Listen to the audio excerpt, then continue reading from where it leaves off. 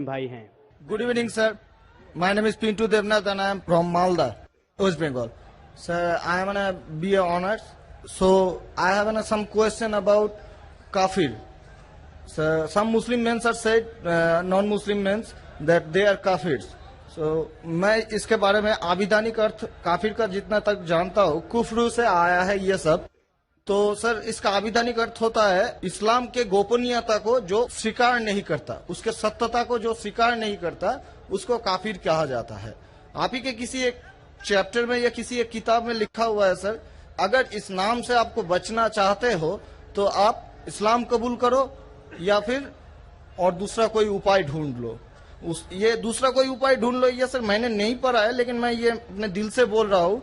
लेकिन सर काफिर का सब ये जो बोल रहा है, जो इस्लाम के गोपनीयता सत्यता का जो गोपनीयता है, हम जो वो तो हम कभी अस्वीकार नहीं करते, क्योंकि हमारे बहुत सारे मुस्लिम फ्रेंड्स है, हम उसके साथ बहुत अच्छे तरह से रहते हैं, बहुत अच्छे तरह से बिहेव करते हैं, फिर भी हमको as a non Muslim why I should call an काफिर?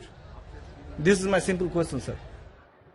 भाई साहब का सवाल है कि काफिर किसे कहते हैं। खुद ही काफिर का उसने मानी भी दिया, क्योंकि उनने मेरी कसट सुन चुकी है और मेरी किताब भी पढ़ चुकी है शायद। इसमें कहा है कि काफिर आता है लफ्ज कुफ्र से, जिसका मानी है कि इस्लाम की हक्कानियत को झुटलाना। कुफ्र मतलब ना मानना। इन शॉर्ट काफिर मतलब जो इस्लाम की हक्कानियत को नहीं मानता है, जो नॉन मुस्लिम है। तो अब नॉन मुस्लिम है क्या है? नॉन मुस्लिम है ना, अब नॉन मुस्लिम तो काफिर ही कहेंगे ना। और जो आपने आखिरी पार्ट जो बराबर से नहीं सुना, मैंने ये कहा आप चाहते हैं कि कोई आपको काफिर नहीं बोले, आपको क्या गाली लग रही है? काफिर गाली नहीं ना। काफिर मतलब जो इस्लाम को नहीं मानता। इंग्लिश में बोलेंगे नॉन मुस्लिम। अगर आपको गाली लगती है कि काफिर गाली है, एक चीज अगर आपको लगता है गाली है और कोई आपको काफिर नहीं कहते, इस्लाम कबूल करो, कोई काफिर नहीं कहेगा। ये किताब में लिखा था और कुछ नहीं। हम तो कभी सर इस्लाम के गोपनीयता को या सत्यता को कभी अस्वीकार नहीं किया है ना, हम तो कभी भी नहीं बोले ऐसा, तो हमको क्यों काफिर बोला जाए? आप मानते खुदा एक है? हाँ जी। आप मानते कि बुत परस्ती गलत है? सर बुत परस्ती मतलब ये समझ नहीं है। मूर्ति पूजा गलत है क्या सही है? मूर्ति पूजा सर हम हिंदू है, अब माँ दुर्गा का जब पूजा होता है, माँ शेरावाली का जब तो पूजा ये हो तो आपको मानते लगता है कि आप स्वीकार कर रहे हैं, लेकिन स्वीकार नहीं कर रहे, क्योंकि वेद में भी लिखा है कि खुदा का कोई अक्स नहीं है। मूर्ति पूजा भी गलत है हिंदू मजहबी किताब में। तो आप अगर मूर्ति पूजा करते हैं तो इस्लाम की हकीकत को झुठला रहे। आपको लग रहा है कि मैं इस्लाम के खिलाफ नहीं हूं, लेकिन अगर आप मूर्ति पूजा कर रहे, कुरान में लिखा है मूर्ति पूजा गलत, वेद में लिखा है गलत, तो आप अगर करते हैं तो जो भी आपको काफिर बोलता है सही बोल रहा, मतलब आप गैर मुस्लिम है। उसमें बुरा लगने की बात क्या है? आप समझ रहे ना? नहीं सर, आप बोल रहे कि मैं इस्लाम की हक्कानियत को नहीं झुटला रहा हूं। झुटला रहे तो है। आपने बोले मूर्ति पूजा करते, मतलब झुटला दिए। अगर सर मैं इस जगह में कहता हूँ कि मैं मूर्ति पूजा को नहीं मानता, तब मैं काफिर नहीं हूँ। अगर आप बोलेंगे मैं एक खुदा में मानता हूँ, नहीं सर, मूर्ति पूजा में नहीं मानता हूँ। एकेश्वरवाद में हम मानते हैं एकेश्वरवाद को, लेकिन सर मूर्ति पूजा का जो बात है, अब शेरावाली की पूजा हो रही है, माता दुर्गा की पूजा हो रही है, वो तो सर झुटला नहीं सकते ना। हाँ, तो ये झुटलाएंगे तो ही आप वेद के करीब जाएंगे, फिर ही आप कुरान के करीब आएंगे। अगर नहीं झुटलाएंगे मतलब आप करीब नहीं है।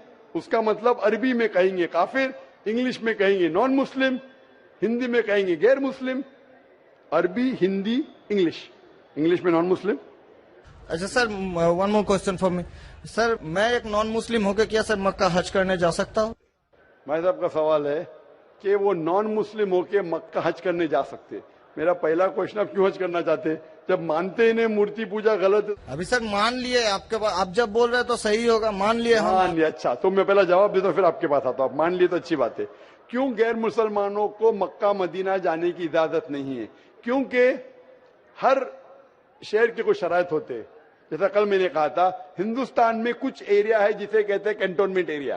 कैंटोनमेंट एरिया मतलब सिर्फ मिलिट्री के लोग जा सकते हैं, civilians not allowed. Civilian not allowed. आप सुन चुके मेरा जवाब, सिविलियन नॉट अलाउड। मैं कहूंगा मैं हिंदुस्तानी नागरिक हूं, हिंदुस्तानी नागरिक है सही है, कैंटोनमेंट एरिया में अलाउड नहीं है। वो लोग जो अपनी जिंदगी देश को बचाने के लिए लगाए हैं, उनको अलाउड है। उसी तरीके से मक्का मदीना हमारा इस्लाम का कैंटोनमेंट एरिया है। वो लोग जो अपनी जिंदगी देने को तैयार है इस्लाम के लिए, वो लोग का अलाउड है, बाकी लोग का अलाउड नहीं है। पहला जवाब। दूसरा जवाब, हर मुल्क में जाने के लिए वीजा की जरूरत है। वीजा मिसाल सिंगापुर में गया था पहली बार 1986 में, इमिग्रेशन फॉर्म में लिखा था डेथ टू ड्रग ट्रैफिकर। अगर ड्रग आपके पास मिला, कत्ल। मैं नहीं बोल सकता अरे डेथ पेनल्टी खराब है, सिंगापुर में आने का है, रूल को फॉलो करो, वरना सिंगापुर में मत आओ। आप समझे ना? इसी तरीके से हर कंट्री में जाने के शराइत है। अमेरिका जाने के लिए सबसे ज्यादा शराइत है। तुम ये करते, are you a terrorist? Sir जहाँ पर आपको भी रोका are you a terrorist question है। किसने हाँ लिखा मैं अभी तक जानता नहीं हूं। किसने हाँ लिखा अभी तक मैं जानता नहीं हूं। Do you belong to terrorist organisation? अभी तक के मैं नहीं जानता हूं किसने हाँ लिखा। ये क्यों लिखते पता नहीं मुझे। इसी तरीके से मक्का मदीना जाने के लिए एक अहम शर्त है, सबसे अहम शर्त जो जरूरी है वो ये है कि वो शख्स जो मक्का या मदीना जाना चाहता है वो अपने जबान से कहे ला इलाहा इल्लल्लाह मोहम्मद रसूलुल्लाह, ना कोई माबूद है सिर्फ अल्लाह के और मोहम्मद सल्लल्लाहु अलैहि वसल्लम के पैगंबर है। इसमें अगर आपको यकीन है तो आप जा सकते हैं।